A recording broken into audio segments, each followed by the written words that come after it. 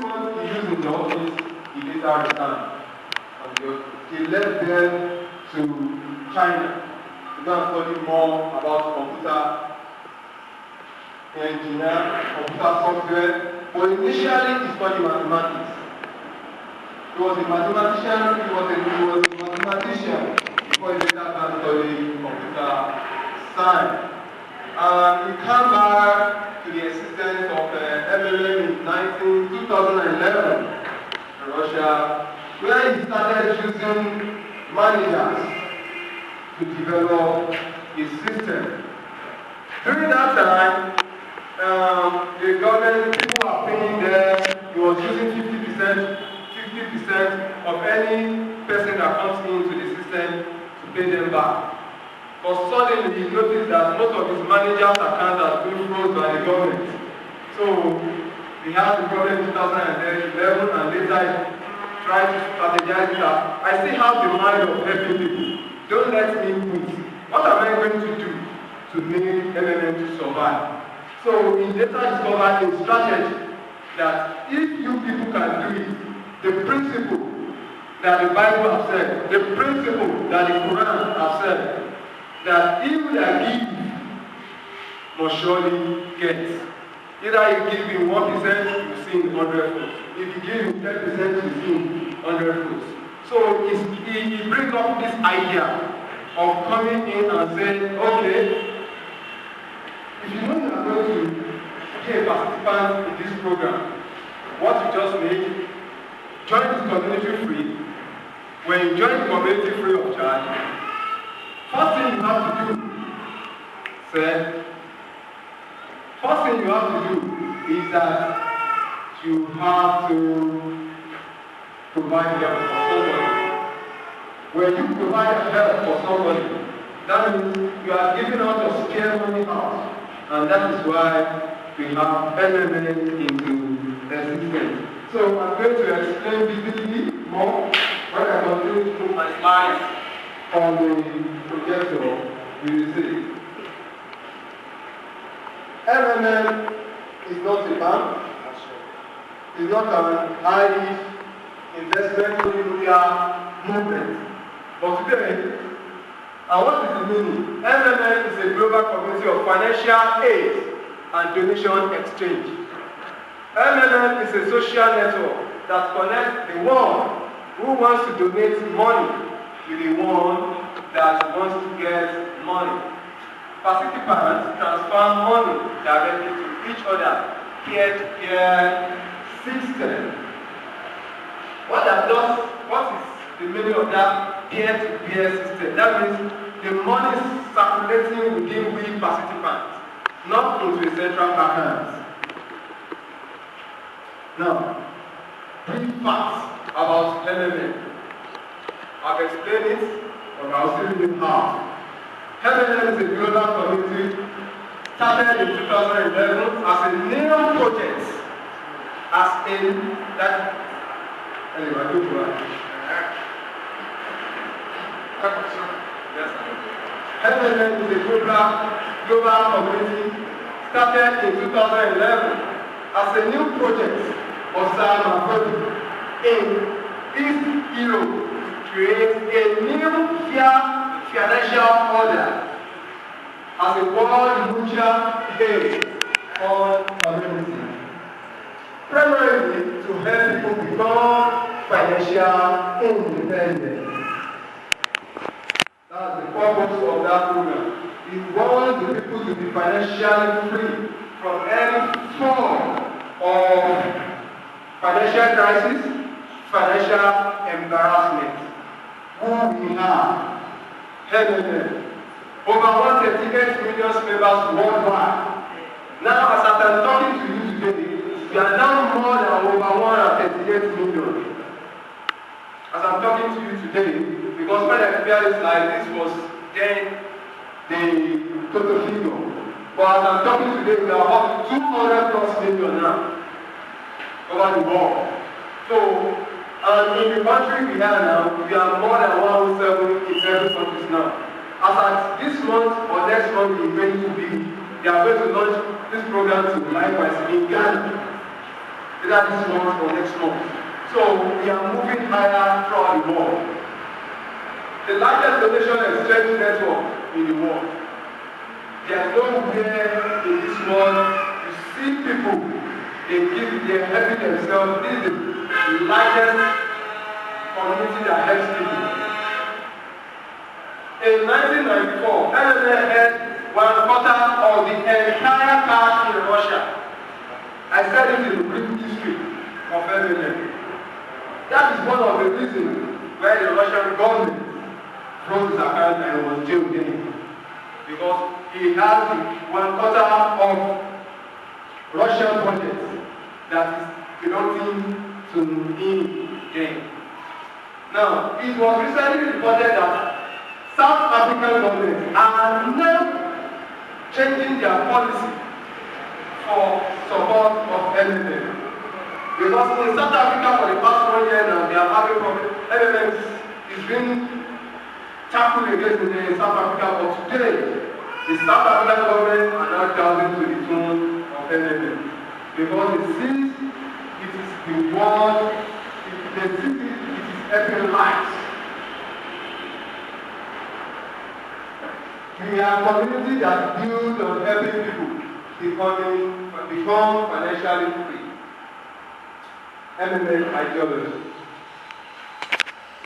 Creating a fair financial system where money will know the problem, no be any problem anymore. No be. Creating a platform where there will be no need to go to bank, borrow money to execute financial projects. You know, most of every one of us here, if you said you have not been to somewhere before to borrow loan, that means you don't think of going high. Only if your parents have you invest money at home, you were brought up from the silver spoon. So most of us go to bank to borrow home loan, and whenever you borrow loan, you know before you pay it back, your mind will not be at peace. That is one thing about loan. So this system now wants you to be free from all this crisis of going to bank to borrow loan. That means if you can give out your own spare money, you will escape from all this problem of borrowing of loans from the banks. Now, the structure here is how the program works. You can see in this man's hand, in that man's hand, in that man's hand is ATM. And what do you use ATM for? You use ATM to collect money. And you use ATM to transfer money. So that is how the system is running around without involving any central account. It's not involving any central account. And whenever you join this community, they want you to have a mind of generosity, hypocrisy, and benevolence. That is what is the benefit of it. You have to enjoy in the MMM.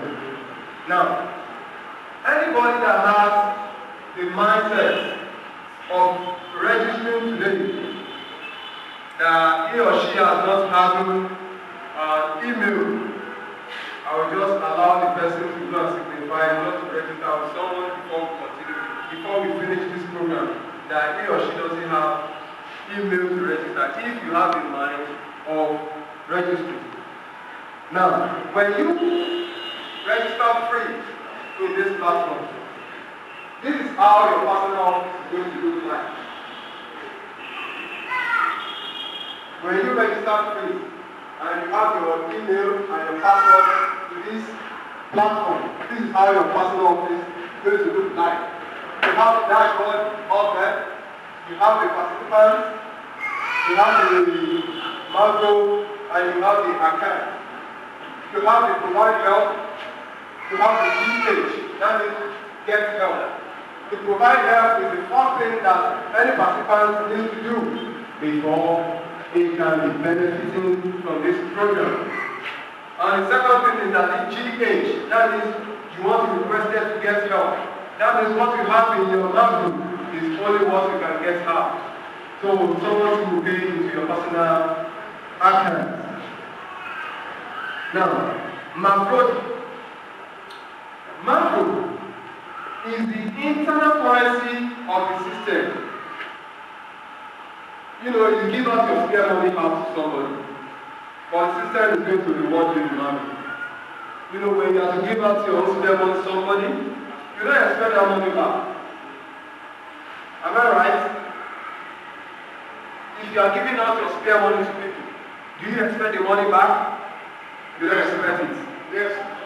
When you give out your spare money, the money that you want to do, if you give a young brother masses, a woman on the street, money, you don't expect it back. That is your spare money, you don't expect it back.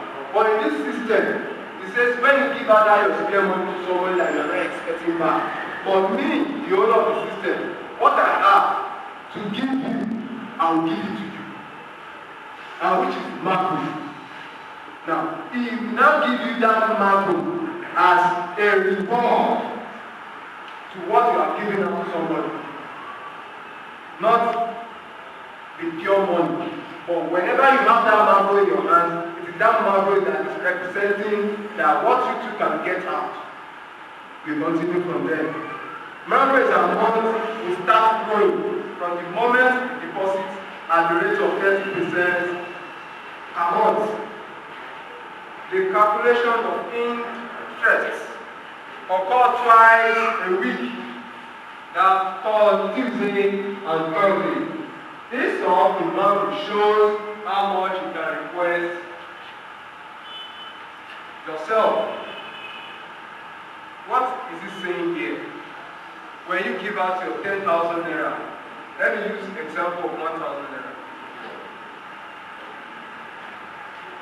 Let me use 1,000 naira as an example.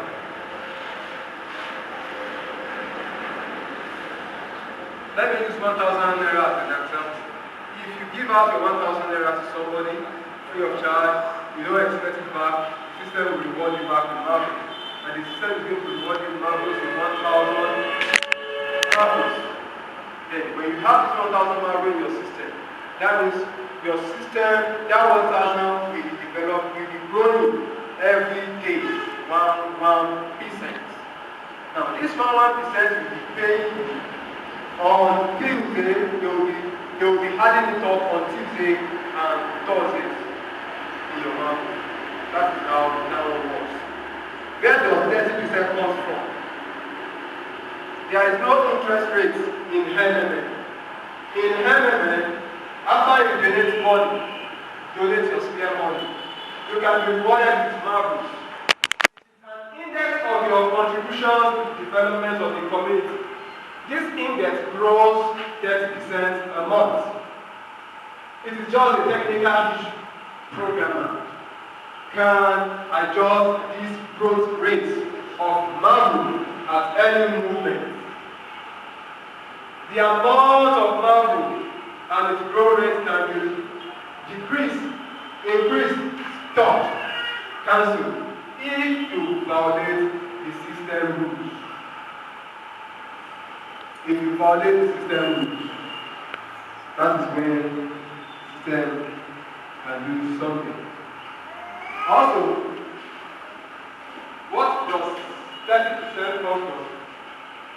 Also,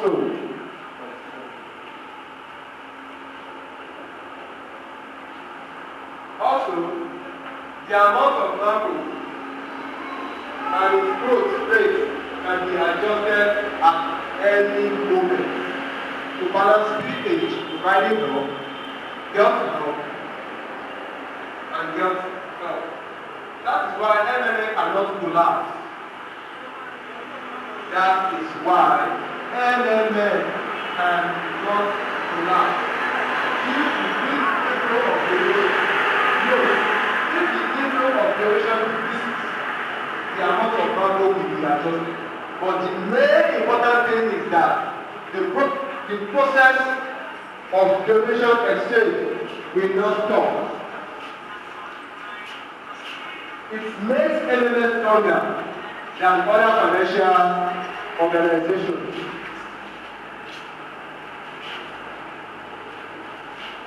It makes elements stronger than other financial organizations. Having obligation, if they do not meet them, they will be bankrupt. That is what he's trying to say about the end that MMA is very flexible. No matter what will happen, people will provide and get help. Now, I want to explain something there. MMA cannot collapse due to this information. I want to ask you a question. Have you ever seen banks, insurance, shares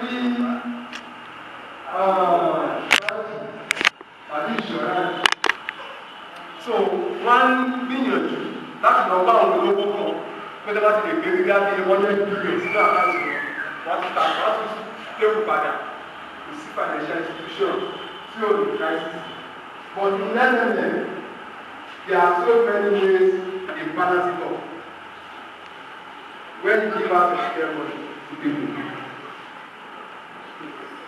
Example of how your money grows bí owó ń ṣe ìdàgbàsókè.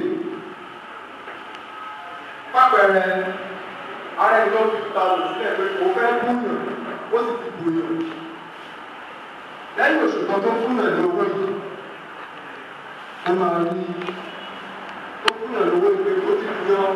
Sísẹ́mù ìgbàgbẹ́ yóò wà fún ọ̀nà 2000 macro. Wẹ́ẹ̀ lórí kò fúnyàn lówó yìí ló wà pọ̀ ní macro tó jẹ́ tètè tẹ́lẹ̀ bẹ̀rẹ̀ lọ́wọ́ màá fún ẹ̀. Tó bá fún ẹ̀ ní 2000 macro yìí, ó tún wá máa fi èrè kan fún un. Èrè yẹn pé 2000 ẹ̀kọ́ ní gbólójú kan ó máa dàgbà sókè. 2000 yẹn ló ní yóò máa dàgbà sókè sí pẹ̀lú 1% every day. Tó bá pé oṣù kan dáko 2000 yẹn á wá lé 600 naira lórí owó yìí. Dájú pé o ti rí 600 macros lórí 2000 tó kù. Tí wọn náà bá ní oṣù yìí ó èkó òdòwó lọ́wọ́, kí ni mo lè tà? Kí mo lè fi lọ́wọ́ lọ́wọ́? Ẹ̀yin tó wà bọ́ sínú macro yẹn, ẹ̀yin tó wà tó fẹ́ ta macro. So ẹ̀yin tẹ́ bá ta macro yẹn 2600 yẹn náà ẹ máa tà padà. Àwọn kan náà wà pé ìwà san owó yẹn sínú bá bàtà sí i. Bí iṣẹ́ macro yẹn bó ṣe rí nìyẹn. It is the internal currency of that system. Kìí ṣe owó rọ́ọ̀kà tí àgbéga kiri bá rí. Ní tó o ní tó o lè tà nígbà tí wọn náà bá ń ṣe ìrànlọ́wọ́ rẹ̀. Torí wàá tà ní, wọ́n lè rà lọ́wọ́ ẹ̀, wà ní ẹ̀tún àsán sínú àkáǹtì rẹ̀. Ẹ jẹ́ ká tẹ̀síwájú. Benefits. We are offering a mutual aid program with 30% growth per month for your donation, growth macro per month. Ó ti ṣàlàyé ẹ̀lẹ́kan, ó ti tí ó dàgbà sókè nínú macro yìí. Now, system yìí ẹ̀ tó ní system yìí, ó wà wí pé àwọn kan wà pé wọ́n ní ọkọ̀ àti máa fún ní lówó púpọ̀. Sọ́ọ̀rọ̀ mi ṣe ní àwọn kan wà pé wọ́n rí pé wọ́n ní ọkọ̀ àti máa fún ní owó púpọ̀. Ọ̀rọ̀ ìwéwẹ́ ìwọ́n tó bá ránjú tó lè fún yàn ní iye tó bá tó báyìí wà tún ní àǹfààní kan. So nínú prógrámù yìí àwọn tó lè fún yàn owó tó kéré jù tẹ̀lé fún yàn ní prógrámù yìí ní 1000 naira. Ní 1000 naira. Èyí tó pọ̀ jù tí ẹjọ́ ní platform yìí lọ́dún ti gbèdéke sí tí ò fẹ́ ká sọ platform ẹ̀ yìí wọ́n ní lọ́dún tí ò fẹ́ kó jẹ́ pé àwọn olówó tẹ́ kó owó ìdíje wọ́n fẹ́ máa kó kó wá kó síbẹ̀ tí ò fẹ́ rárá ló fi ṣe ní 3.5 million. So owó tó ga jù tẹ̀lé ló wá síbí tẹ̀lé lẹ́ẹ̀ẹ́ fún yòó kò ju 3.5 million naira lọ. So wọ́n bá ní pé tẹ́fẹ́fẹ́ fúnyàn ní owó ìwọ́n tó bá lọ́fẹ̀ tó fúnyàn lówó láti 20,000 naira sókè tó lè gbé 20,000 naira ní mo lè fi àwọn tó lè fúnyàn mo tún ní ẹ̀bùn tí màá fún ẹ̀ ó wá fún ẹ ní ẹ̀bùn $20. Ṣé wọ́n ní $20 tó fún yẹn wọ́n wá kàn bá tẹ̀ sí macro òun náà wọ́n mọ̀ jàjà sókè nínú macro rẹ̀ torí pé ó lè fún yẹn 20,000 lọ sí òkè tí tó fi wọ 180,000 naira. Ìgbà tó tún di 180,000 naira àwọn kan tó mọ̀ ẹ̀kọ́ tó lè fún yẹn 180,000 naira àti ọ̀sìká bọ̀ọ̀lù. Tẹ́lẹ̀ wọn kò ní wọn nílò láti fún yín. Àdìsí tó ti rí ẹnì kan lé pé àlọ́gbà abẹ́tàdé Bàtà délẹ̀ ìwé mẹ́ta lé ní ẹ̀ òkè afẹ́ta ní 200 million nínú yàrá ló tó 200 million jáde. Irú ẹ̀ ní ẹ̀ èlò náà lè ní sí ẹ̀kọ́ ní ẹ̀kọ́ ní ẹ̀tọ́ wọn yàrá tó lẹ̀ tó 200 million jáde nínú wa. Tẹ́lá ní wọ́n lè sí ẹ̀kọ́ ní ẹ̀ kò lè tú lára ẹ̀tọ́ wọn yàrá lọ. So àwọn ọmọ ẹ̀ pé 180,000 naira sí 1 million plus ìsìnkú ẹ̀kọ́ nínú. Àwọn ènìyàn tó bá ti fi owó bẹ́ẹ̀ tó fi bù ú wọ́n gba $50 bonus.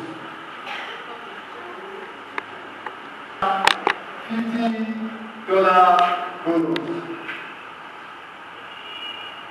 Now, ẹ tó bá láti 1.5 tó lè bù ú lọ, òun náà máa gba $100.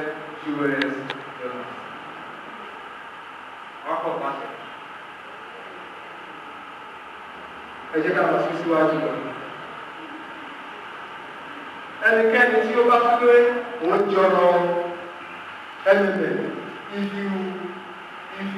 you have the interest of this MMA, you are benefiting from it.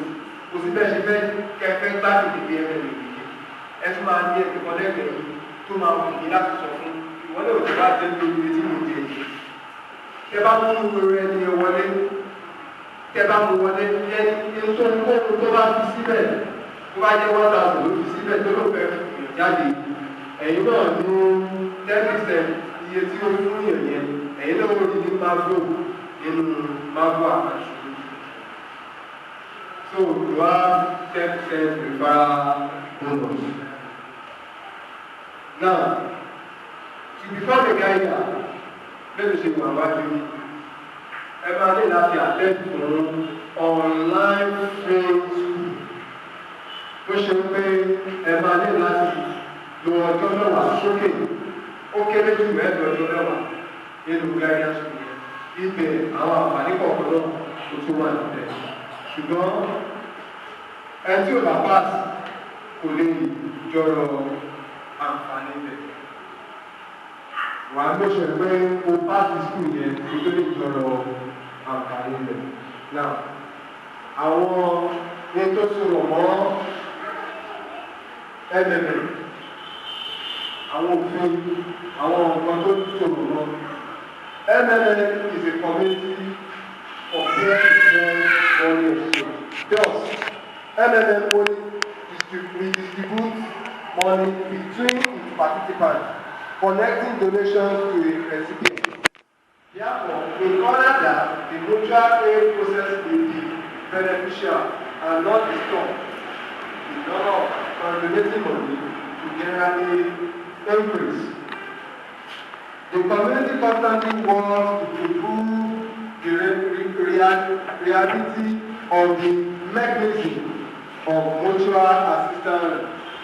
However, it may happen that those who have donated money will not receive them back. Donate only their money. Now, there are some questions that people do ask. Number one question is MMM not a scam? Ẹgbẹ́ àti àgbègbè àṣẹlẹ̀ kìí ṣe tí wọ́n fi táìmù jù. No.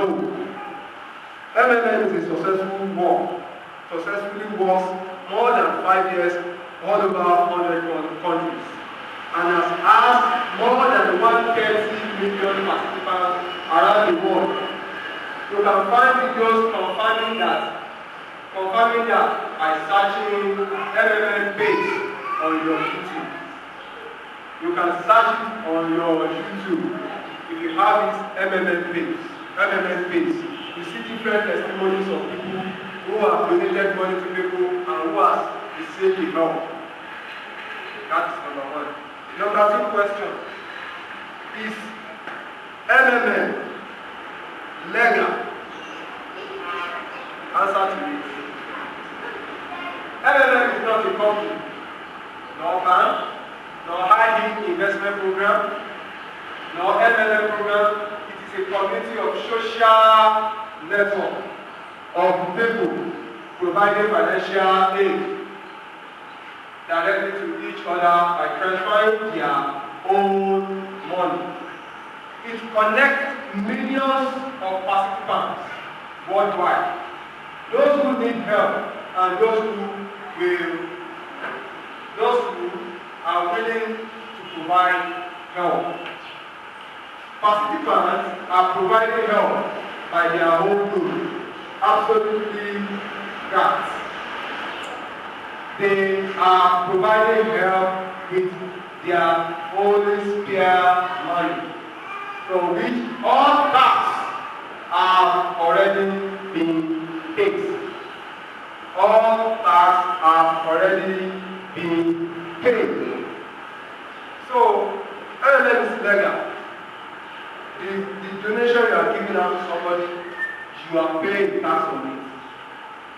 And there is nowhere in any board where they say you must not donate to one another. Kò sí ìsìnkú kankan ní àgbáyé tí òfin wọn sọ pé ẹ má ràn án yín lọ́wọ́.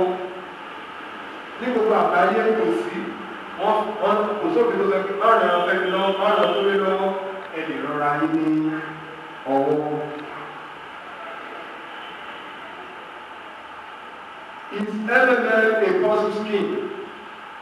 Unlike positive scheme, LLM is clearly and openly explained its operational process, goals and aims. Participants are the only source of financial aid provided to other participants. LLM works as a peer-to-peer software, helping to connect participants between each other, where there is no end.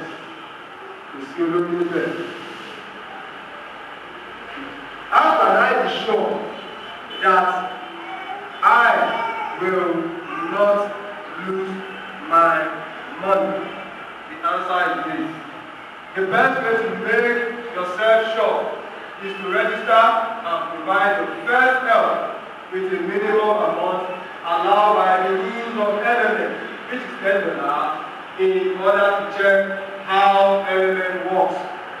As a proof that people are really getting help from LLM, or you may find videos by searching LLM based on your YouTube.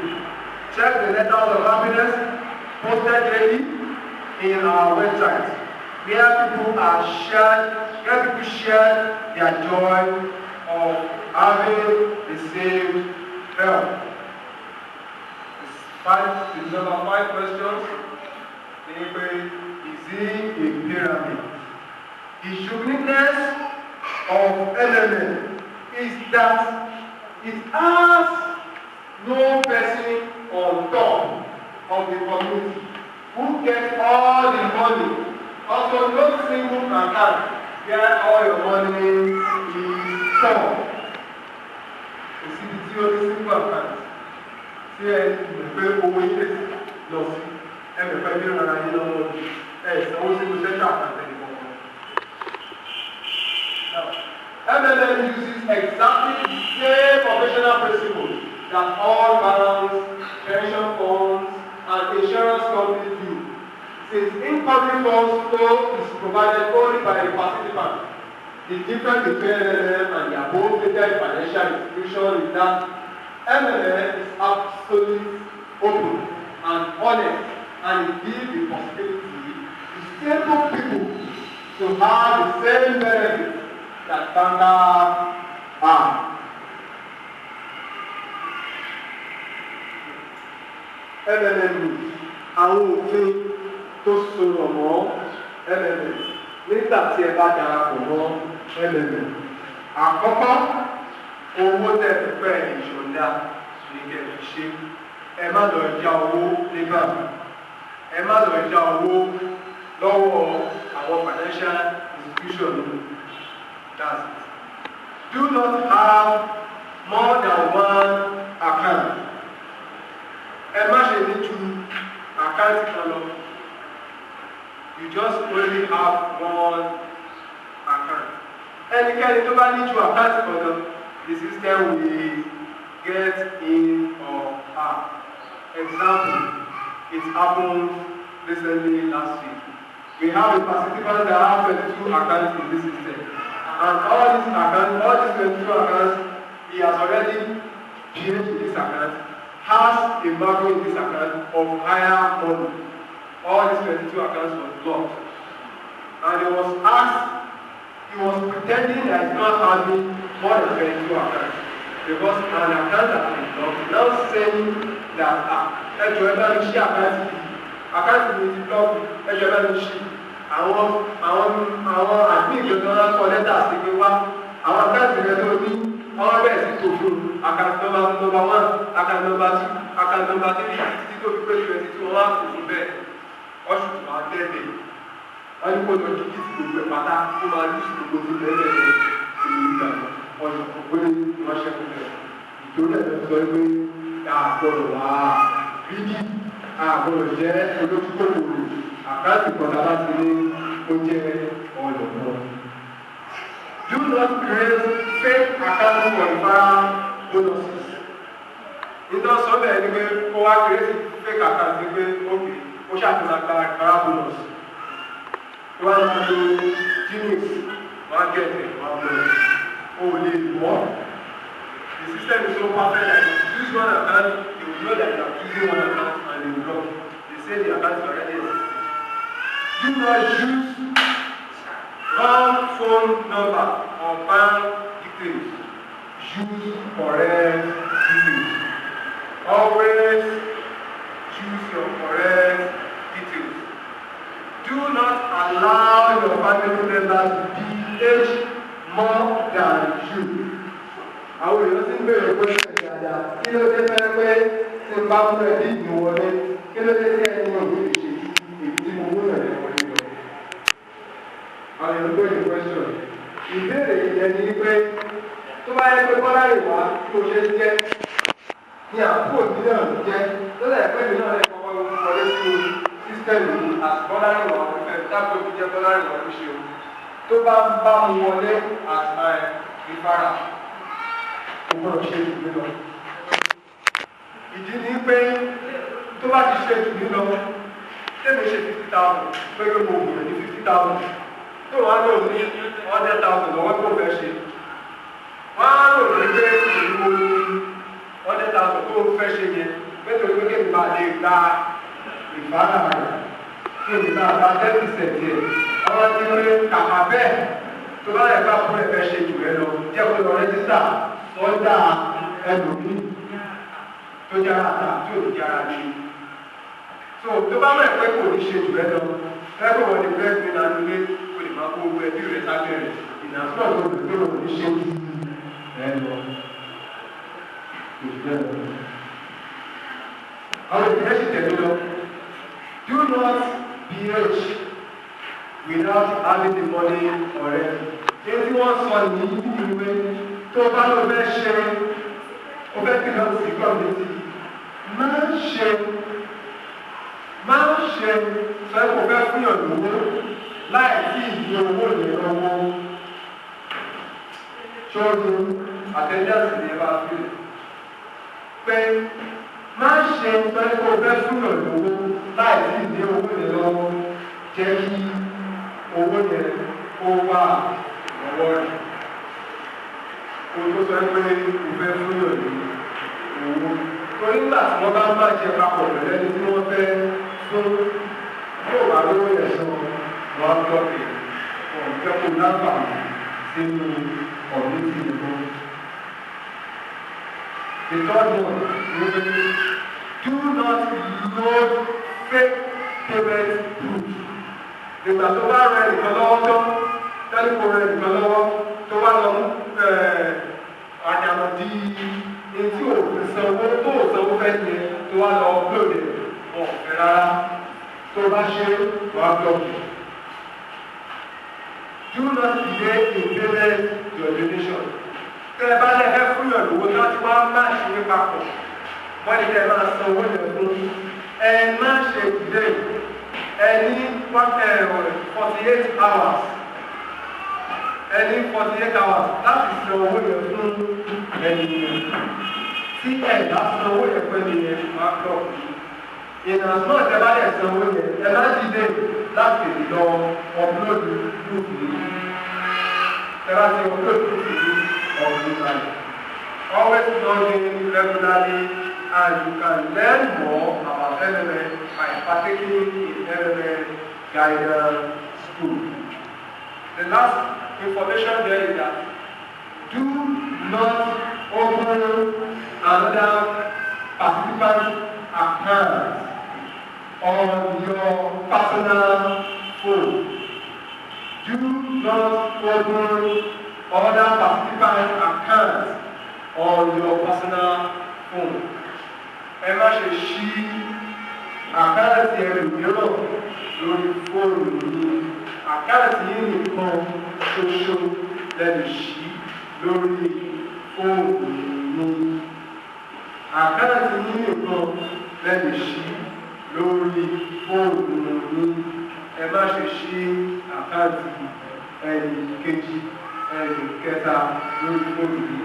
Torí pé wọ́n gbàgbọ́ pé fóònù ó jẹ́ nǹkan àṣírí sí kìí ṣe nǹkan àṣírí fún ẹ̀lú ní èèyàn kan ṣoṣo lórí ìlú fóònù. Rules for withdrawing in LMS. Every PH has 2-week frozen period where the donation, confirmed or unconfirmed, cannot be withdrawn. Even if you are assigned someone to send your donation to another 2 or before the 2 weeks and your market becomes due, it will still not show in your available to withdraw until after 2 weeks. Kí ni wọ́n sọ níbi tẹ́bá tẹ fúnyàn ní owó tẹ̀sí fúnyàn tó yẹ kí n bàtẹ́ tẹ́bá fúnyàn yẹn láàrin ọjọ́ méjì wọ́n ti bí àyípapọ̀ rẹ̀ tí wọ́n ní kẹ́ fún lówó àkáǹtì ní kọ́kọ́ máa wà ní frozen for just 2 weeks lẹ́yìn ọ̀sẹ̀ méjì wọ́n á ṣe sílẹ̀. So bonus tó ẹgbẹ́ ìgbà lórí 2% yẹn àwọn àlùbẹ̀ lórí 20 tó ẹgbẹ́ ìgbà àwọn àlùbẹ̀ ìgbọ́n ó máa ń dára kí ẹ̀jẹ̀ tó pé oṣù kan kó tó gba ètò orílẹ̀ kó tó lè ta jáde síta. Don't edit your bank details before GH. Èsì wọn sọ ní ìwé má ṣe edit bank details rẹ kó tó GH kó tó fẹ́ ta wáṣọ tó ní. Ó dára ju kó o edit ẹ̀ kó o tún lè ṣe sí ọ̀hún ha. Lọ́dọ̀ bá ti edit ẹ̀ wọ́n á rò bí àwọn akas lọ́dẹ orí sísẹ́mù rẹ̀ wọ́n jẹ́ kí orí owó yẹn gbà. So wọ́n jẹ́ kí orí owó yẹn gbà láàrin ọ̀sẹ̀ méjì. Wọ́n jẹ́ kó orí máńgò rẹ̀ wọ́n jẹ́ kó orí withdraw láti tà síta. So ó dára kí ẹ má ṣe mistake tó bá rẹ́gísítà. Àkáǹtì ó wà náà kó mọ̀ lẹ́yìn lórí.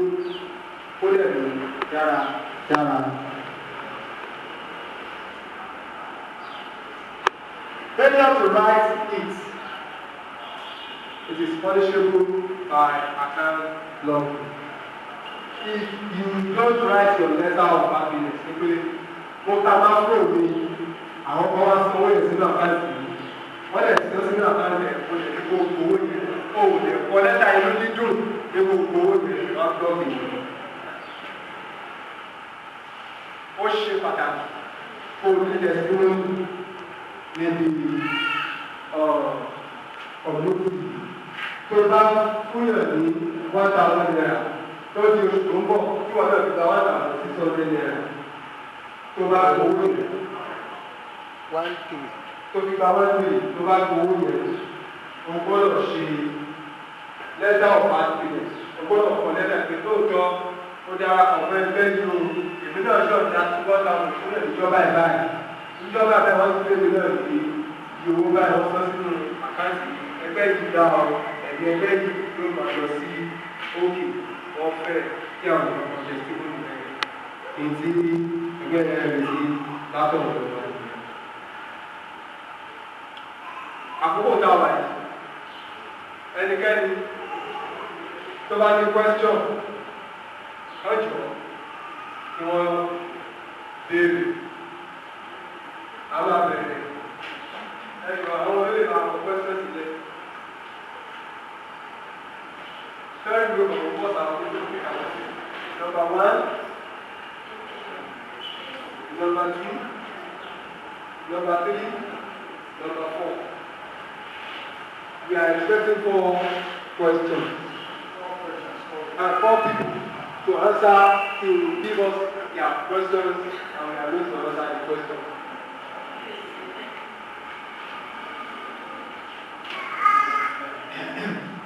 Aku ada tu nak tahu. Oni ẹni tó pè wọlé àná. Yóò túmọ̀ rẹ̀. Ọ̀nà yóò túmọ̀ rẹ̀. Ẹti dá kan lẹ̀. Wọ́n dá lẹ̀.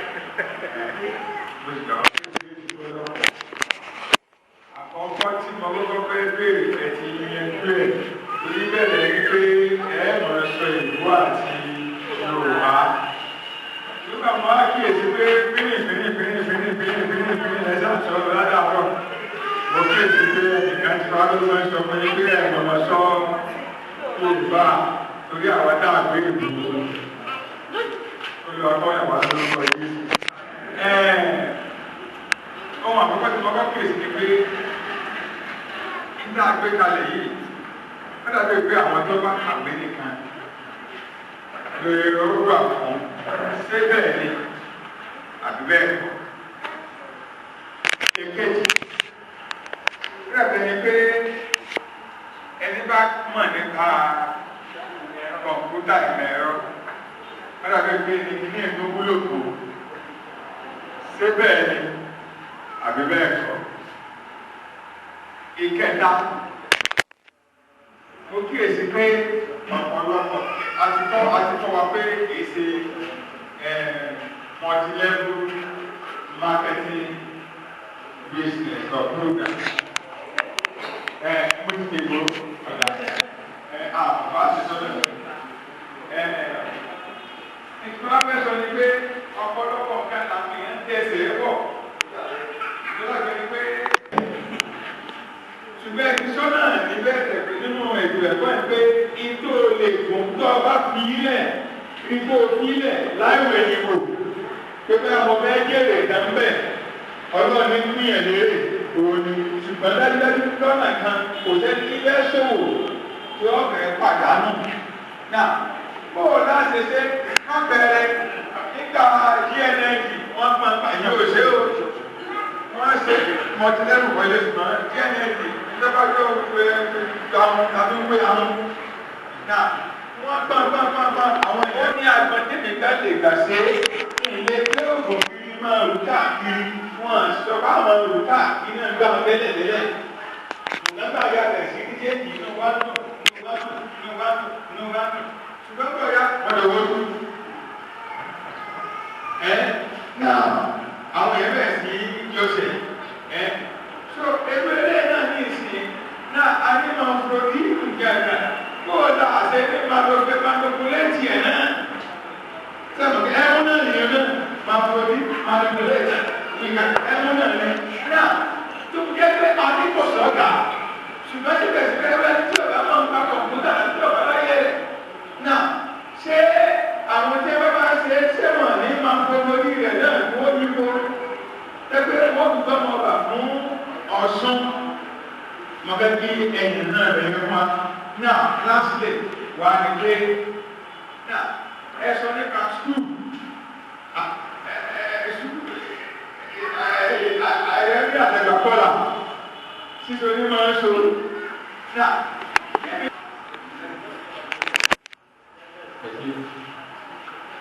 Mo fẹ́ bí ìyàtọ̀ bẹ̀rẹ̀ pé àwọn adájọ́ tí wọ́n kọ́bìrì àti ìbéèrè díẹ̀ díẹ̀. Èyí tó tó dàbí rẹ̀ ní pé nínú àkáǹtì jẹ ní àwọn àwọn èmi kí bàbá àti ìwà tó rí náà mo kàn fi bẹ́ẹ̀ pé mo fẹ́ lọ́nà. ìfún ìkówó ẹ̀tẹ̀lé wọn mọ̀ tí mo ti wà nínú ẹgbẹ̀ nìkan. Mo bá wọlé bẹ́ẹ̀ tí ò ní jẹ́ pẹ̀lú pàmò ẹgbẹ̀.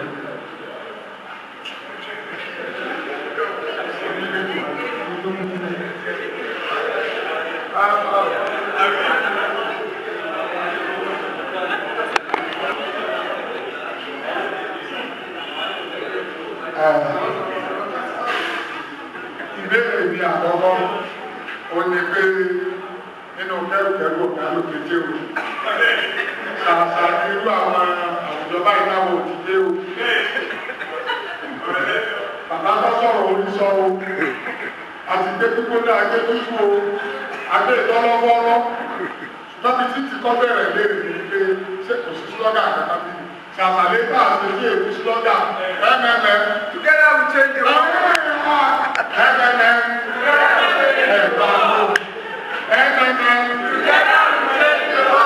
Together we change the world. Ṣé Yorùbá rẹ̀? Àpapọ̀ ara wa. Láti ká sọ Yorùbá rẹ̀ tí mo kọ̀ sọ. Torí mo láyọ̀ láti sọ lónìí wípé èmi náà gba lẹ́kṣọ̀ tàbí lẹ́sìn ní ọ̀dà ọmọ ìdílé lẹ́yìn ká. Ọmọ dáadáa ẹlẹ́pẹ̀lá àkàkọ́ ọ̀gá rẹ̀. Inú mi ní ìjọba mi lónìí wípé òfin ṣe àkóso kìíní. Lórí ọmọ mi tó ṣe wáyé o, orí ọmọ mi àlọ́ ní, olóde wá ògbà ti wá asọ̀sọ̀sọ̀ kan bàràbàrà rẹ̀ kúrò lára mi ṣe èyí.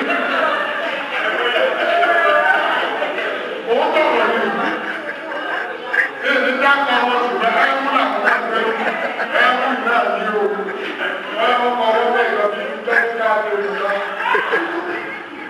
Bí ìbàdí ní kíní kan kankan. Tó nígbà ẹ̀sìn máa ń lójú. MMM. Lágbára lọ bí a bá ti pa orílẹ̀-èdè gbà sí dáadáa, ìgbésí ayé tiwa náà wà dáadáa. Àdúgbò. Náà, ìbéèrè mi kejì tó ní ìbéèrè ọ̀pọ̀ tó díẹ̀. Torí bẹ́ẹ̀ ni a ṣe máa ń lára àpò ìwádà tó rẹ̀. Ẹ sọ̀rọ̀ àkáǹtì. Àkáǹtì tẹ̀wé ṣé ti ẹ̀tẹ̀ ní àbí gbogbo àwọn ìta tẹ́lẹ̀ ní UBA, Access, First Bank and State ẹ̀dọ́ tiẹ̀. Nítorí pé sọ́mọ ìjẹ́lẹ̀ àkáǹtì tí a kọ̀ o, àkáǹtì kọ̀ o, báwo ló yá mi ká lè wó bí o. Àná ọlọ́run á jẹ́ o, ọ̀sọ́kọ̀ lẹ́la àbájú kan o, bàbá yìí ti dàgbà láti ìgbà yìí kan. Ṣùgbọ́n tó dùn wọn ti dùn ní pé ẹ̀yìn náà o. Ọmọ àgbéṣọ̀ tó à ó ti ẹ̀mí ti dá o. Bá a ṣe tọ́ta láìpẹ́ yìí, àwọn náà ní nẹ́tíwọ́kì tó dá. Fáìlì nẹ́tíwọ́kì yẹn ní wọ́n kọ̀ bá wa dáa lásìkò yìí. Dúdú wọn ò lè gbà á, ní bàbá yẹn ní pupa ló lè tètè dá. Torí ọ̀nà kí èèyàn tó dá àbàdé owó ní tiẹ̀ ó dé náà. Sùúrù wa sùn tó bẹ́ẹ̀ kan lásìkò yìí. Kò lè ní ẹlẹ́ẹ̀kejì tẹ́yìn wá sọ tẹ́lẹ̀ yàtọ̀ ó ní pé ọmọ ara rẹ̀ lò. Ìjọba máa lè fi tọ́ tó ò ní wẹ̀yìn wò ní. Má gba owó ètò àbí ìmàgbésọ̀rọ̀ yìí. Ẹlòmí ìta jẹ ti kò ní ti pèlú. Ẹlòmí ìta ìwé tọ̀mọ́tọ̀mọ́ tíyàwó rẹ̀ jẹ́ ọmọdé nítorí pé yóò wọ́n màgbésọ̀. Màgbésọ̀ náà kò ní sẹ́kọ̀ọ́ wọn àwọn ilé. Lọ́wọ́ tó lọ kan, ọ̀gá ìwọlé àwọn ìwọlé ilé ìwọlé torí pé o ti kọjá yìí. Mọ̀mọ́ rẹ̀ ilẹ̀ má kéde ẹ̀kú mọ̀mọ́ rẹ̀ mọ̀mọ́ ara rẹ̀ má kọjá yìí rẹ̀ o. Sẹ́nu tẹ́ ẹ́ múlẹ̀ nínú inú mẹ́ta mọ̀mọ́ ara rẹ̀ má kọjá yìí rẹ̀ o. Èyí rẹ̀ lọ. O sì lábò kúkú yọ ní ẹ̀ mẹ́ta.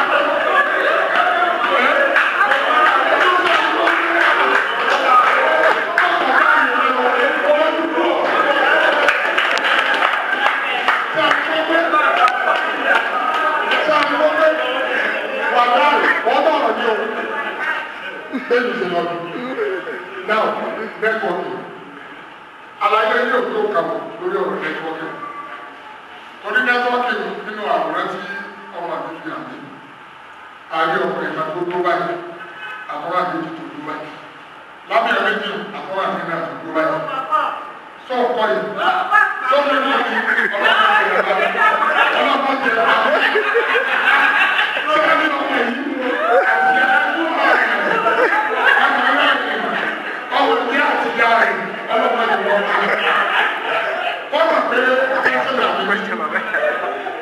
tired of Oyo State podcast show as a director. On time last year, 2015. Ẹni ọba sì ṣiṣẹ́ ìwà débi director, ṣé àwọn akẹ́kọ̀ọ́ yẹn kó délé tó máa gbàdọ̀? Tàbí kọ́ máa ṣe nẹ́tíwọ́kì. Ṣùgbọ́n ìjọba tá a wà fẹ́ ìwé ṣe dáa tó lẹ́ nínú. No pension, no gratuity. Wọ́n ní àwọn ọ̀rẹ́ ilé. Àwọn àtàbà máa fi kíla wá wájú iṣẹ́ ìjọba.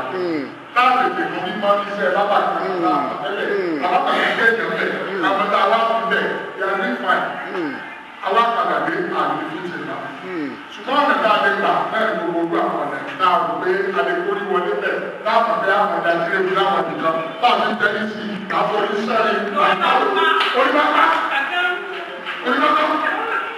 Ṣùgbọ́n wọ́n ní ọmọ pàdé èyí ẹ̀fún mẹ́ta àti dúró àdúrà pàdé mákọ̀ dáhùn rẹ̀ ọ̀mọ́ ara rẹ̀ gbogbo tẹ́gbọ́n òtún gbé wà ẹ̀mẹ̀mẹ̀ òpè fine nẹ́tíwọ́tì òsì lè yá ní fine ọ̀parẹ́ instrumental payment owó tẹ̀lé a máa fún àwọn ènìyàn ká máa bọ̀ tẹ́ kápẹ́ ní lọ́sẹ̀ yìí mo ní 5,000 mo gbọ̀n yẹn ṣé tó bá lọ́sẹ̀ tí pọ̀ tí bá tún ní àyè wà láti mú yẹn sí àbí ẹ̀ka láti ẹ̀ lóṣù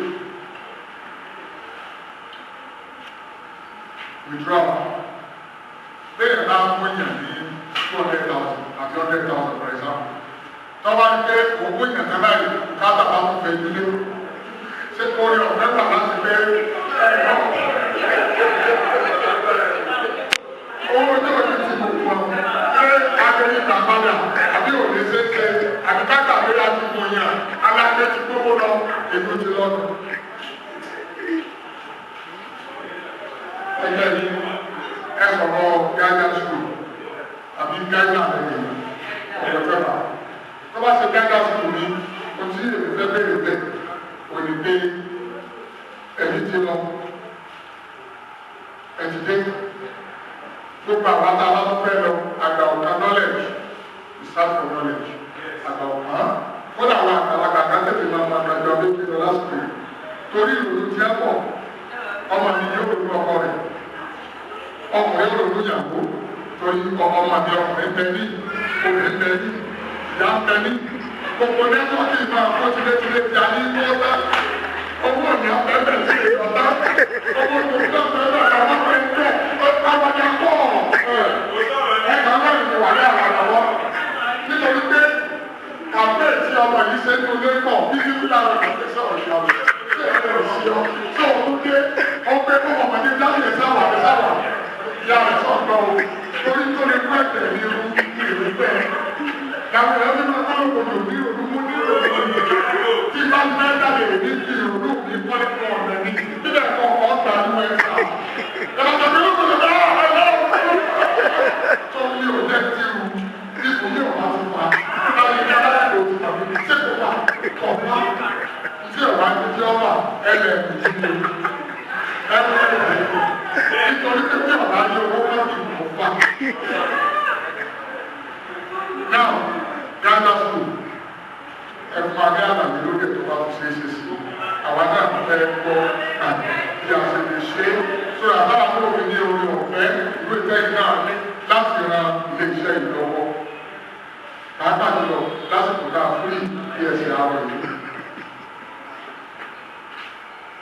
Ẹlẹ́gbẹ̀ẹ́ ẹ̀ka àwọn ẹ̀sìn wọ́n ní ọ̀rẹ́ ẹjọ́ rẹ̀ ọ̀rọ̀ àjọ́ra ẹnìkẹ́ ìdúpẹ́ ọ̀tọ̀ọ̀ gbogbo àlàyé tẹ̀ sílẹ̀ látòbí níbo lè yí ó ti máa ní owó àti kápẹ́tà sí owó ṣerú ilé iṣẹ́ báyìí àti owó tí tẹ̀ iná ọmọ àná jáde máa dẹ́bí ìgbèrè ara rẹ̀ wọ́n wá dàbí èdè owó tá a bá pé àwọn òyìn báyìí ẹ̀yin náà wọ́n máa gbà.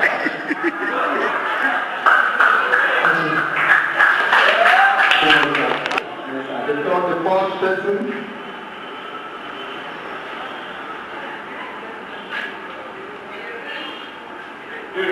Pé tí ẹ bá fi ní ọjọ́ sátidé tí wàá láǹfààní àti wọ́n bá tó lè yẹ pé kò ní access sí online bank so ṣé àǹfààní wà fún tó fi wọ́n dé working day tó fi ráyè sanwó.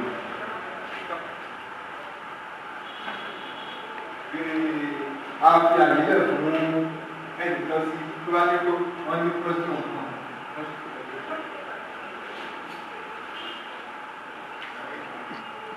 Ẹ̀ka àtúntò ló wọ́n kà. Ìbéèrè kékeré tí mo ní ni pé happiness wọlé nìyí. Ènìyàn mélòó ni ní ẹ̀rọ aláǹfààní rẹ̀ ní kò wọlé sí lẹ́yìn rẹ̀ ọ̀kan. Ẹlẹ́ẹ̀kejì ṣé ẹni tó gúnyàn lówó tóun náà bá ní ìrànlọ́wọ́ tó lè bèrè sí owó ṣe fún mi. Ní kíákíá. Ẹ ṣeun bàbá. Ní kíákíá.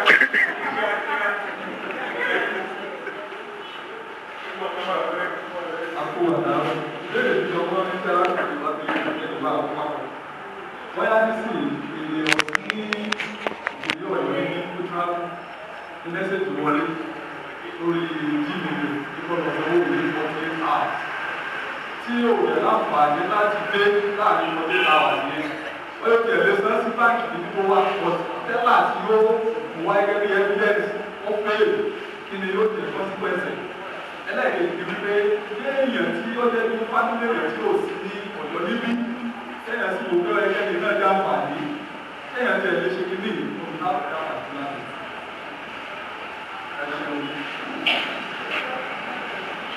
Ìbéèrè èmi ni pé à ń sọ̀rọ̀ nípa owó látàárọ̀ pé interest 30% interest. Kí ni àǹfààní míì tí program yìí tó lè ta lè benefit nínú ẹ̀?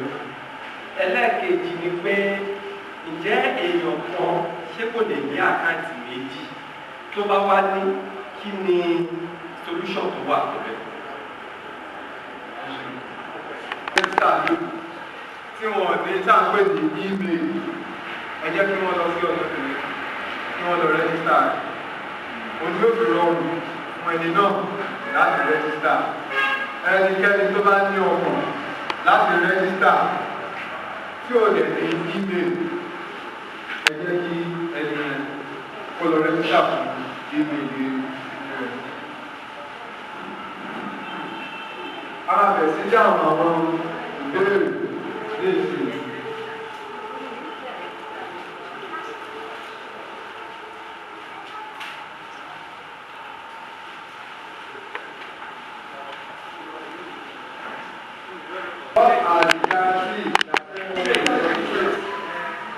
The two questions, number one, is MMM only for educated people?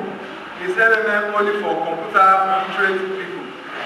Shall I put the two questions are almost alike?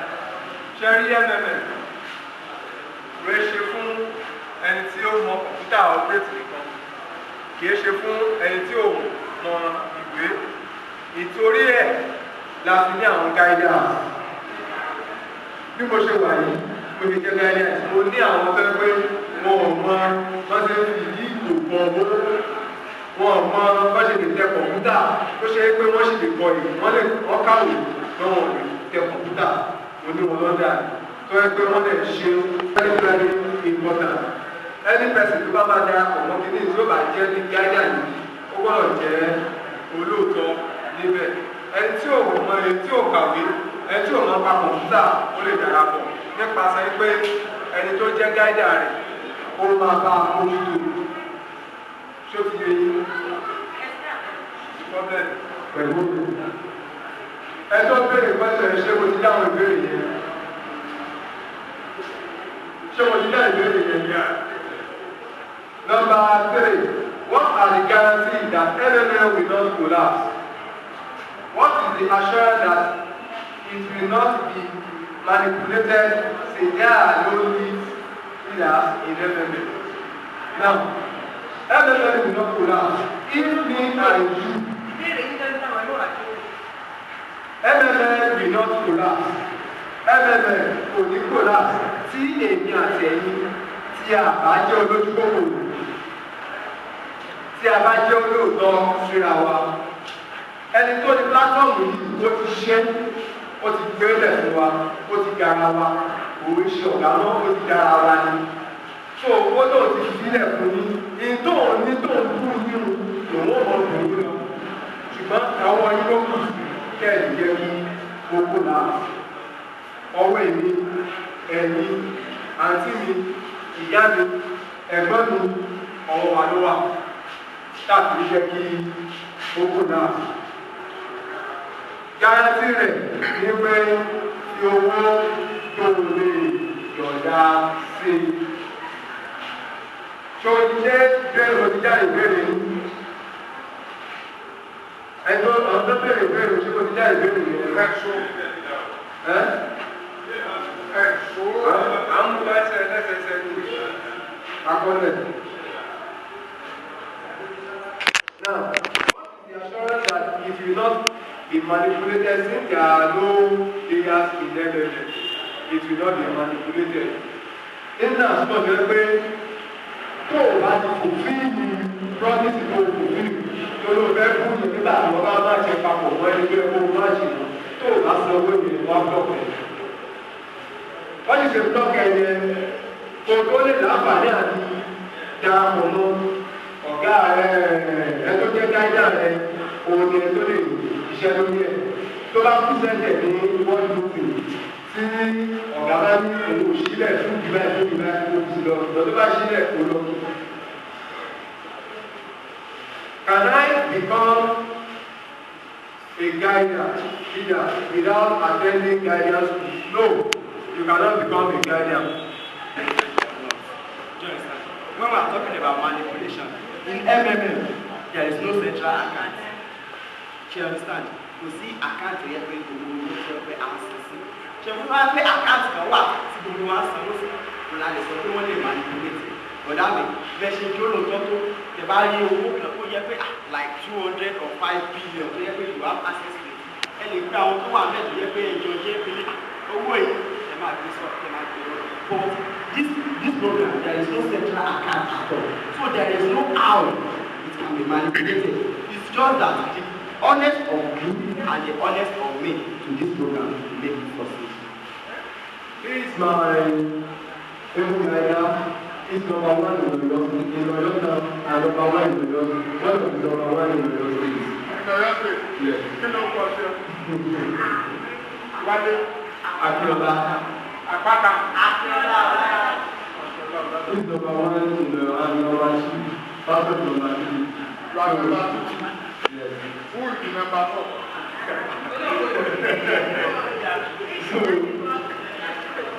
The next question is this. Can I become a guider without attending the guidance school? And so the question is there, I'm a guidance school, the guider. I'm going to look for guidance school. And so I'm a computer for the guider. Question ni pé àbí ṣé tí ò bá ní guidance kò lè máa lọ sókè nínú. Lọ sókè yẹn expatiate. Yàtí ẹ máa bẹ̀rẹ̀ kó máa dúró.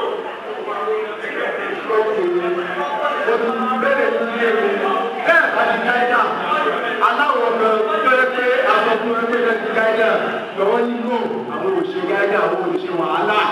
Ìgbà táwọn lè ṣe ní pé ẹni táwọn ọmọ bá sọ fún sílẹ̀ bá dúró tó jọ́yìn àwọn òyìnbó tẹ́tì bá wù lọ rẹ̀ èrè náà sì ní wọ́n ti bá mú ìwọlé tó bá ti gáídà. Tó ti lè yí. Ṣẹ́yìn tó bá ti gáídà kọ́ níṣẹ́ tí ó ṣe wù. Iṣẹ́ pọ̀ fún mi, orúkọ wọn jí ní iye lóṣù. So, wọ́n jí ní ẹni tí a bá lè dé pẹ̀lú rẹ̀ lọ́wọ́ gbẹ̀gbẹ̀ máa dá ló lẹ́gbẹ̀ẹ́ òun mo fẹ́ fi gáídà. Mo gbọ́dọ̀ take responsibility yẹn as a customer service relation. Mo ti di customer service relation. Fóònù tó bá kú gbọ́dọ̀ tètè gbọ́dọ̀ tó lè yí padà tó kó mo ti di gáídà. Number 6, will there not be problem if money from MMM enters into any account that I have not been using? Sherry? No, ìtọ́tọ́ bèrè kan ní. Kí ló bẹ̀rẹ̀? Wọ́n ní pé kíní ìsìn àwọn ìyá wa tó ti máa ń gba lóòn tí wọ́n á ti ẹ̀mọ̀ báńkì náà ti máa gbà. So ẹni owó tó bá ń wọlé, wọ́n máa yọ díẹ̀. Ṣé táwọn bá wá gbé táwọn jẹ́ ti help tí MMM fáwọn olówó ṣé báńkì ò ní ìfàyọ àwọn ti dá ìbéèrè àbí? Báńkì ó fowó yíyan náírà ní o. torí owó náírà ti wọnú àkáǹtì láti fi ti wà lọ́dà question mark torí bẹ́ẹ̀ ti gba lóònù nìkan kò tí ì yé yín ṣẹlẹ̀ pé báńkì wọ́n ti tó báyìí ẹ̀yin lọ́dọ̀ já owó ẹ sì ní oye owó kẹ́kẹ́ lọ san padà ní ọ̀sọ̀ọ̀sẹ̀ náà ẹ wá ṣe mẹ́mẹ́ ẹ wá lu àkáǹtì yẹn tẹ́ ẹ ti yá lóònù ní báńkì àbí ẹ wá lò ìgbà tẹ́ wá ṣe mẹ́mẹ́ lẹ́yìn náà wá ní mákòrò náà àkáǹtì ẹ wá fẹ́ kà á ẹ wá ti fi orúkọ àkáǹtì ẹ̀dì fi síbẹ̀ àwọn aṣọ owó yẹn sínú báńkì àkáǹtì yìí báńkì òní owó rẹ tó wọ́n gbèbẹ̀ òní lọ́wọ́ máa ń ní kàṣà wọn.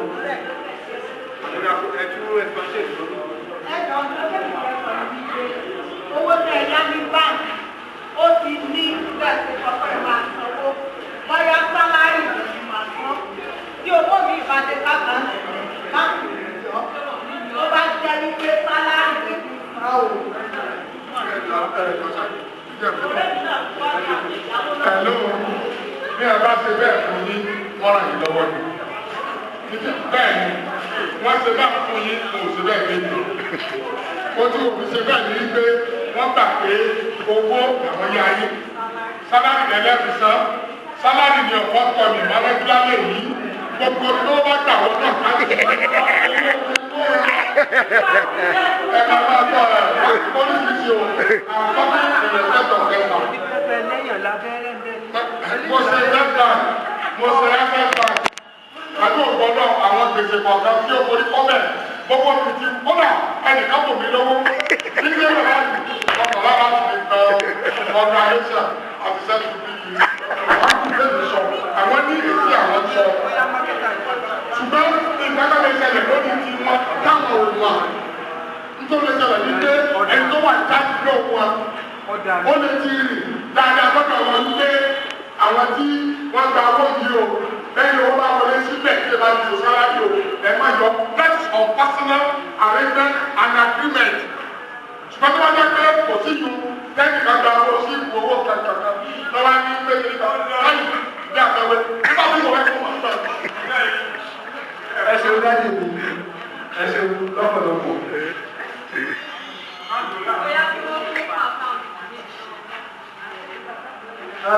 Bàbá bẹ̀rẹ̀ pé ìdáná sọ slogans in MMM, there are slogans. There are slogans. The slogan number 1 is this: MMM together we change the world. Slogan number 2: MMM together we can do a lot. Slogan number 3: MMM we change the world for better.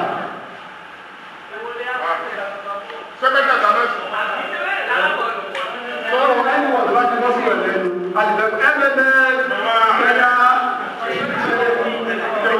MMM together we can do a lot. MMM we change the world for better. MMM the power of giving. MMM the power of giving.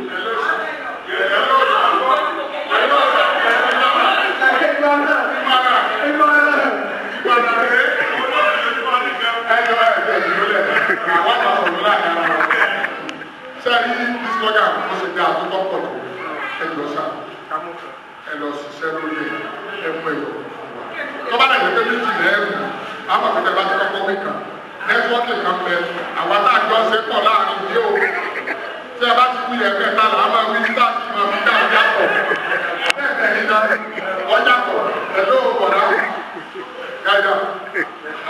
So tí a bá ti jẹ́ wípé ẹ̀fẹ́ ká máa wí mẹ́tẹ̀ẹ̀ta tàbí méjì ẹ̀ tó so àti ẹ̀bá ti jù àmọ̀ nàmbà wá ká ìdáhùn ẹ̀bá ti jù ẹ̀kẹ́jì àmọ̀ ìta ìdáhùn ẹ̀bá ti jù ẹ̀kẹ́jì àmọ̀ ìta ìdáhùn tọ́jú ẹ̀ gbogbo kọ̀kọ́rọ̀ àwọn èèyàn sí ilẹ̀ ẹ̀kẹ́ tọ́lọ́tọ́lọ́ láwọn ọmọ ọ̀rẹ́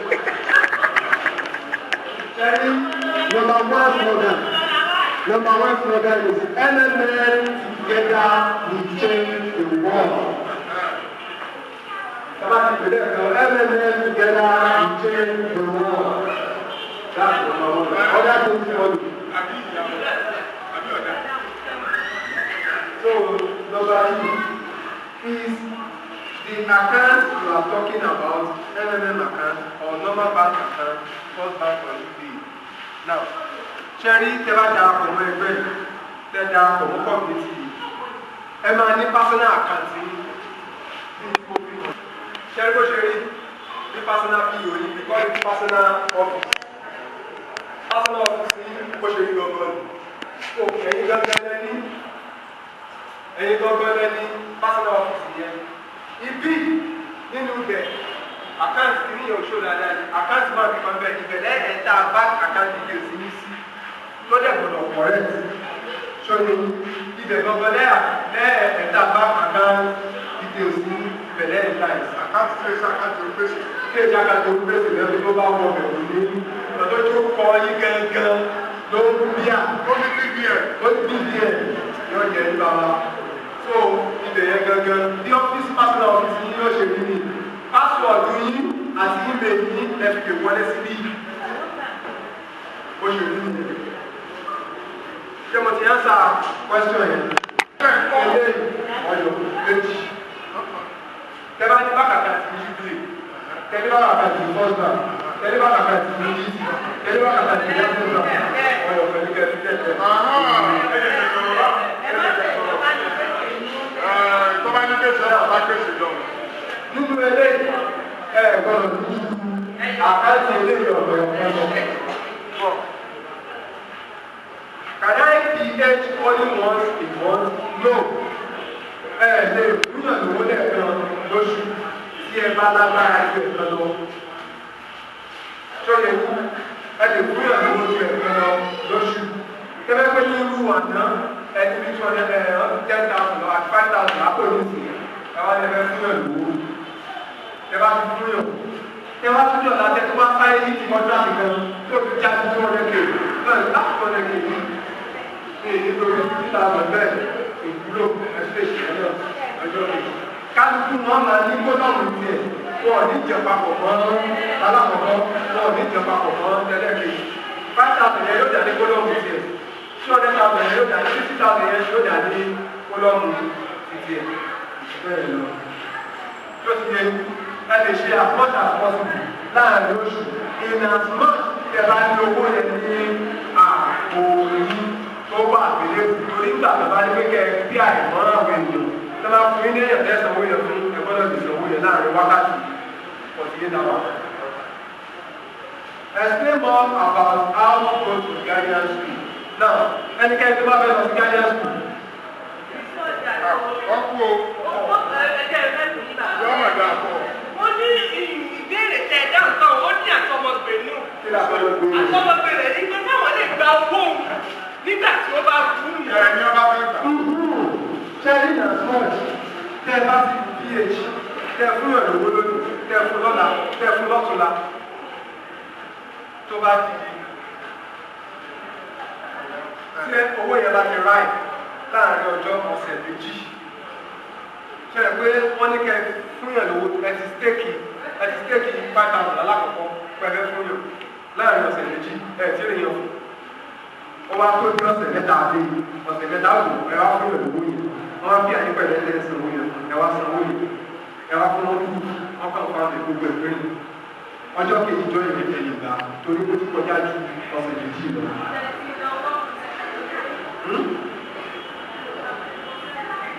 Ẹ kọ́kọ́ fún yàn ní iṣẹ́ ìgbọ́ dájú ní. Sọ fẹ́ dáhùn ẹ̀. Àwọn fẹ́rẹ́ á lè gbẹ́sẹ̀ tó. So, kẹ́bá fún yàn ní 5,000 lónìí.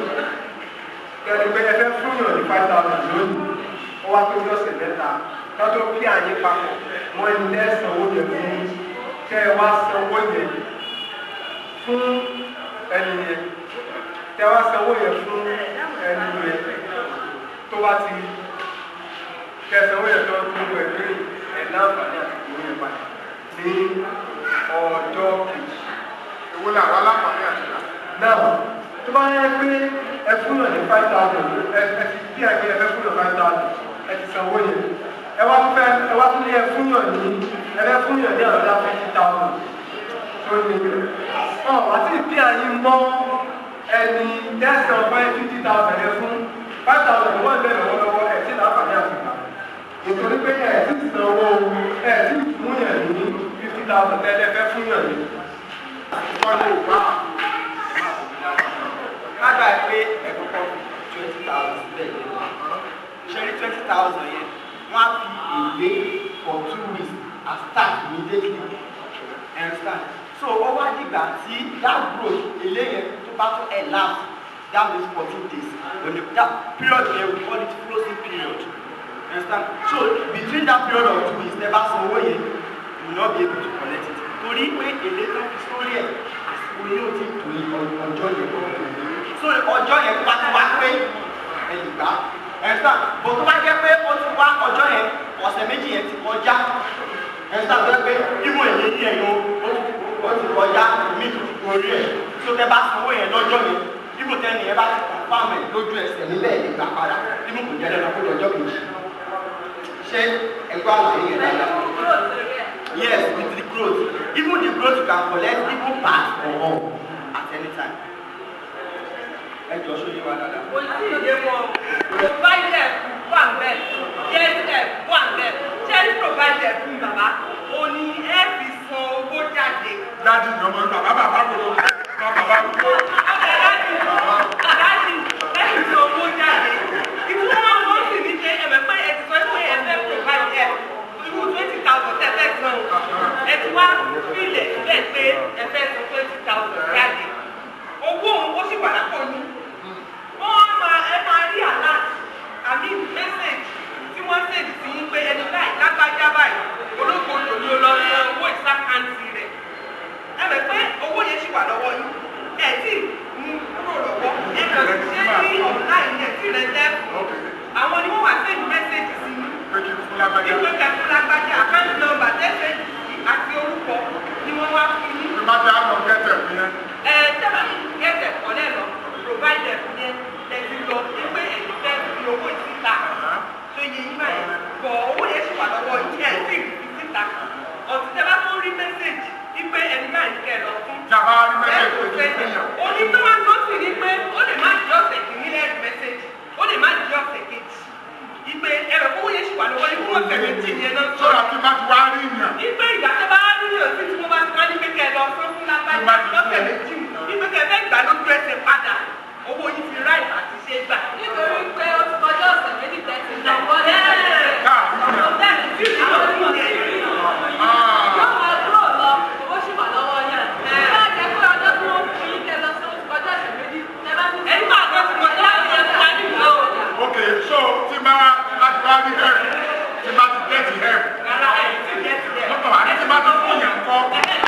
You can really more referrals as thousands as possible. They will register on as thousands you don't have to use for referrals. Since you are the one doing everything, you will just be registering online that way. What if one child use? I also get a question now. Bẹ́ẹ̀ni àtẹ̀lé náà. I'm going Ó staff payment or payment. Staff payment.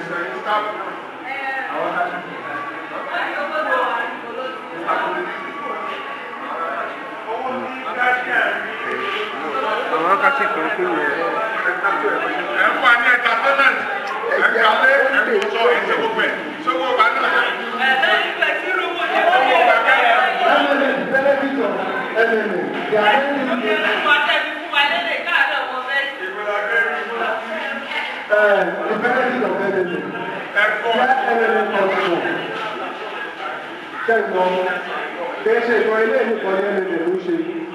They are giving out charity.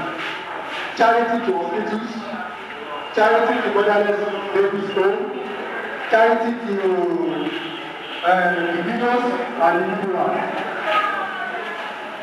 Charity to the illways. So they give out charity to people.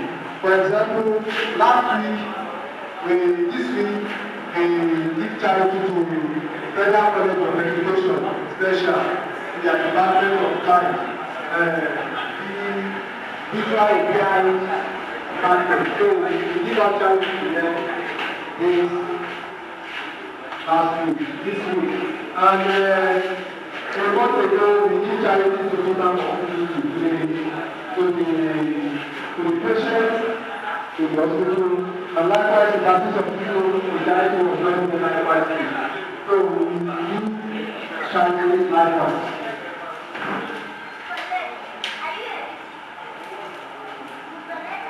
The issue of travel. Now, if you travel and you are not paying, and travel, what are you going to do? And the answer is not to know.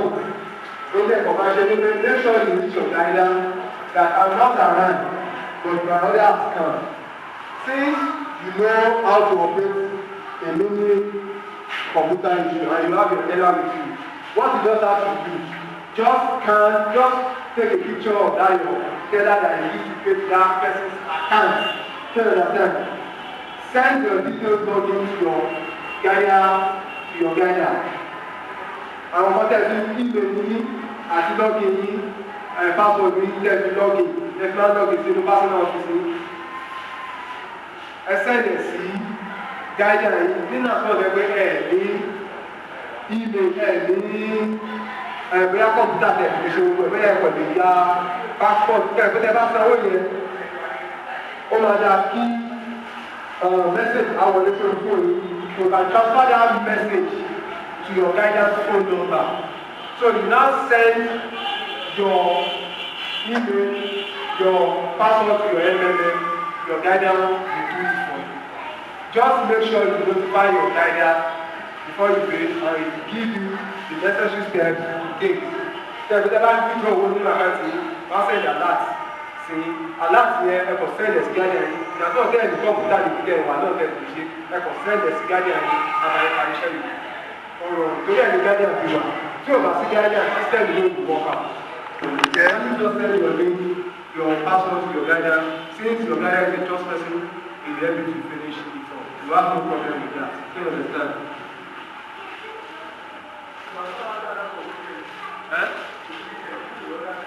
Now, if your order comes on weekend, they give you 96 hours. Sometimes if it comes on Friday, they'll give you 96 hours. If it comes on Saturday evening or Saturday night or Sunday morning, they give you up to 76 hours to pay the money. So you are able to make up with Monday and Tuesday before your order will be closed. Do you understand?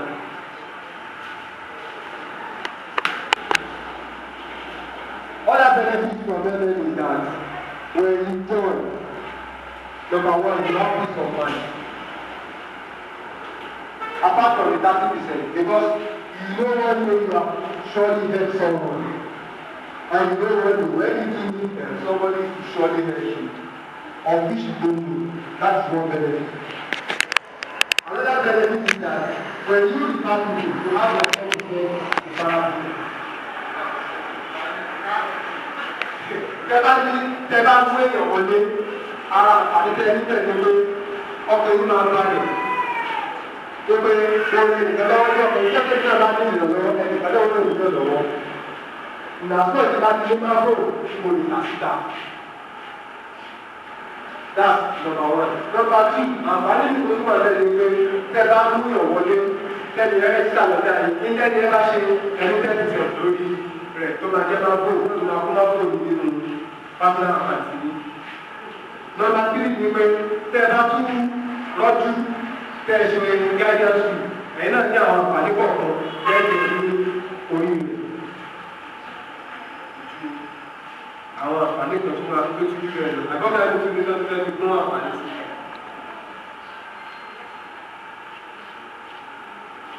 Àwọn àǹfààní tó wà nínú ẹgbẹ́ láti ṣàlàyé rẹ̀. Ṣùgbọ́n nǹkan tí mi á kà sọ pé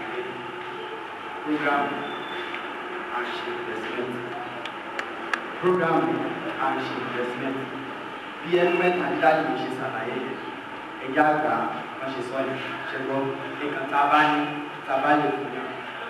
Program yìí náà ṣẹlẹ̀ ọjọ́ ìgbà tí mo wá sùn ìdí tí mo fi jọ́ program rẹ̀ ṣàlàyé kékeré fún mi. Mo wá sùn báyìí nígbà tó máa ní oúnjẹ jẹ́ pé máa jẹ orí dáadáa jẹ́ pé máa jẹ dáadáa ìgbà lọ́jọ́ kan. Gbàmí àti ẹ̀wà ayé á tó jẹ́ pé ìtì wá ní sí kankan máa fẹ́ wá lè lọ tí mo dájú ẹ̀ sí pé ìyẹ́ oúnjẹ ẹ̀jẹ̀ ti lè má bẹ̀ pé ìwọ̀n bóyá ti ṣẹlẹ̀ ní èmi. So nǹkan tí program wà fún mi bí bóyá o ti ẹ̀ wà olówó tó yẹ pé òòlù ló ń sìn instead wà lọ sí báńkì tó yẹ pé nǹkan tí báńkì àtúnṣe níbẹ̀ ni wọ́n máa tún já bank charges every month and that reduce me pé gbọ́dọ̀ wá sí community fún èèyàn kan èkójú kúrò bẹ́ẹ̀ understand system yẹn á reward me ní àǹfààní kan táwọn ní quality marble ni is just an index is the internal currency of the system so marble yẹn òun ló ń grow at the rate of 30% every month so ìkan tí wọ́n fún yàn yẹn bóyá obìnrin yẹn ń 30,000 ó wá di ọjọ́ kan tó yẹ pé àwọn náà tó yẹ pé oní púpọ̀ nǹkan wá ṣẹlẹ̀ wọ́n náà wá ní nǹkan instead tí wàá lọ fún báńkì tí wàá lọ fún owó fẹ́ yáwó ó fẹ́ ṣe oríṣiríṣi kan tí wọ́n á ní 70% ní bóyá kò látẹ́rà oríṣiríṣi ìwọ kan wá sí pọ̀ èmi náà wọ́n ti fún yàn kan ní nǹkan ní oṣù tó kọjá nǹkan tó bí kò lásìkò èmi náà nídìí nǹkan o bóyá mo ní 20,000 bẹ́ẹ̀ 5,000 mo fi síbẹ̀ bóyá tó dàbí kan ní 10,000 15,000 èmi náà bá tẹ̀ mo bá wá olójà mo fẹ́ sọ sórí máa ń fún wa ní ọ̀sùn ìdè because èèyàn tó mú mi wọ̀ is a medical doctor àjọ ṣiṣẹ́ nípa ti sọ fún mi tó kúrò tó lọ sọ́ọ̀ṣì sí ẹni ẹ̀yẹ mẹ́gbẹ́ bí Ọ̀yọ́ tí wá sí ìyá ilé ẹ̀kọ́ fún wọn ìfún alówó oṣù afúsá làwọn gbà láti ọdún méjì iye ọdún kan àbọ̀ sẹ́yìn afárá ìná fún wọn. èmi sì wá délé kìí ọ̀wá rárá gan. níbo ló ti wá délé bàbá? àní afúsá ìná fún àwọn kò ṣe é. afárá ìná afúsá. ló ti láti bóyá bí ọdún méjì náà ti jẹ sẹ́yìn. ẹ wo nǹkan dẹrù ní Ọ̀yọ́ State ìbílẹ̀ lọ ṣẹgbọ́n ó wá ṣàyà ọlákùnrin tíṣà ní ó gba olóhùn kan ní cooperative tó ṣe wọ́n ṣe ṣàwáyá wá ní pé létà àwọn orí nǹkan kan fẹ́ fi ṣiṣẹ́ ilé ni wá ní owó tó ná owó yẹn ó fi 50,000 ó dẹ̀ ti rán ẹsẹ̀ wọ́n dẹ̀ introduce program tó ké 50,000 nígbà ìwà wà ní ọjọ́ tọ́sí lọ́jọ́ yìí tó bá yá wọ́n á sọ pé ìyàwó wa pa láti ní àwọn ọmọ méje.